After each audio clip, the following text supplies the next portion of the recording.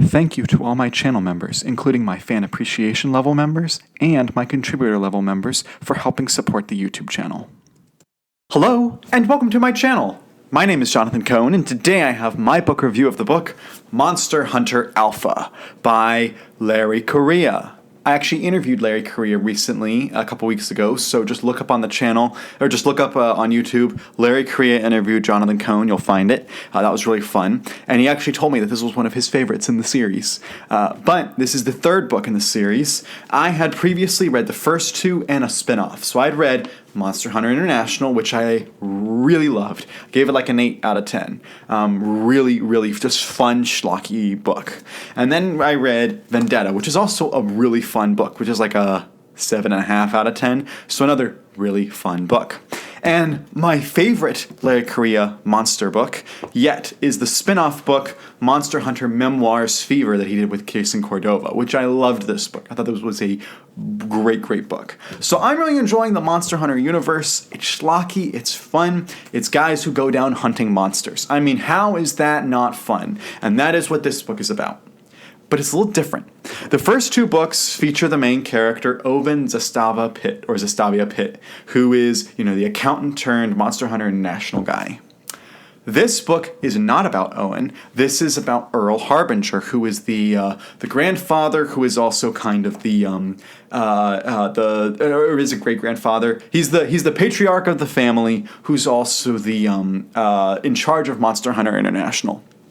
And whereas the first two books, at least I believe they are, in first person, this book's in third person, except for some journals. So it's a very different feel. And also the first two books are kind of, city hopping. They're going around place to place, fighting monsters of all types. They're jumping around the whole book. This book takes place entirely in Michigan. There is it's one setting, one kind of small town that it's in.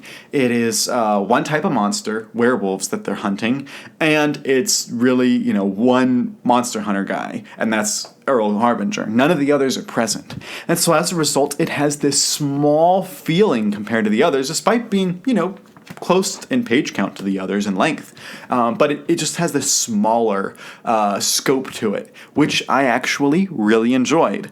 It makes it for a different feel. It's keeping the same formula of guys hunting monsters, but changing it up a little bit. So I really like Earl Harbinger's backstory in this book. You get that in the little journals, especially in like the first 2/3 of the book. You get little journal entries that are like 1, 2, 3 pages long, where you're getting to see how he became a werewolf and how he overcame his werewolf stuff. And there is, I won't spoil all of it, but let me just say there is a priest character in this book that I absolutely loved that character.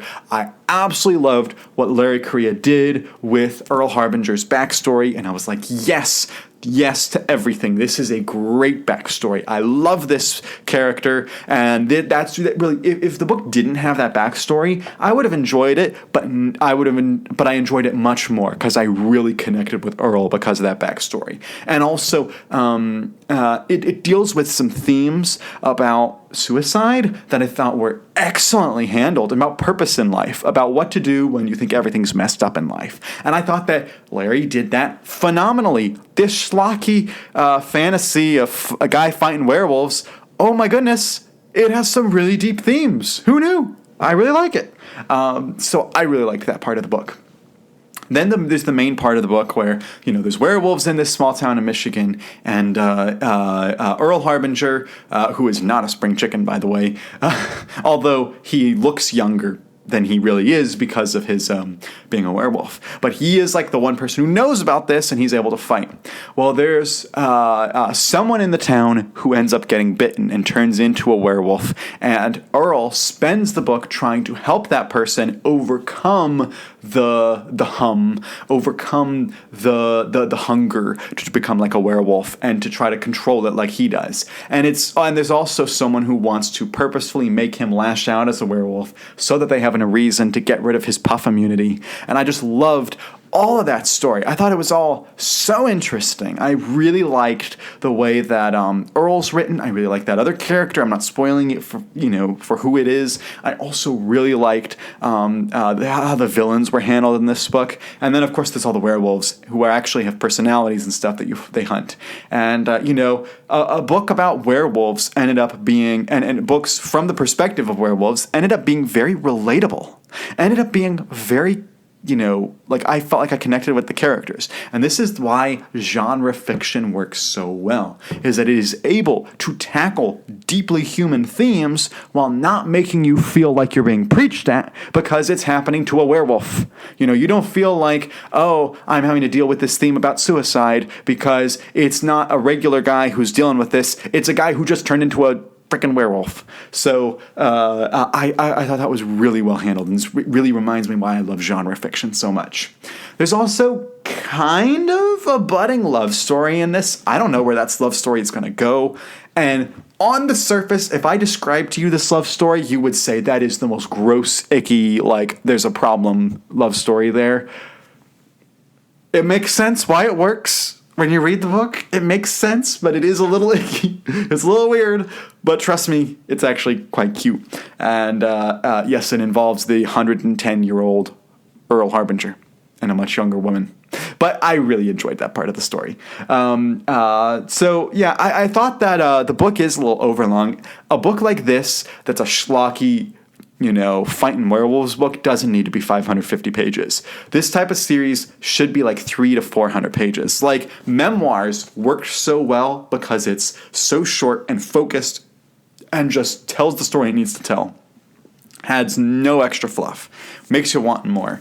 This book, the middle could have cut a little bit, maybe about 100 pages. So that's what kind of decreases it, is there's some story that I didn't particularly love. Now, the action sequences are actually kind of fun. I do kind of like the action sequences. They're not my favorite, but I really do enjoy them.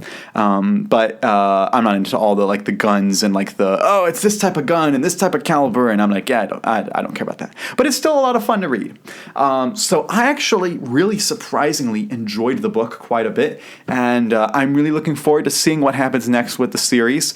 Book 4 is on my March TBR, and we'll see if and when I can get to more books in the series. To be honest, I have some more memoirs books, the spin-offs. I don't have any more. There's 4 more books in the main series that are out. I don't have any of them yet, so I need to go find them at bookstores. But if you've read Monster Hunter Alpha, what did you think of it? Let me know your thoughts in the comments section down below. What's your favorite Monster Hunter or Monster Hunter Universe book? Let me know that as well. And until next time, I'm Jonathan, and thank you for watching.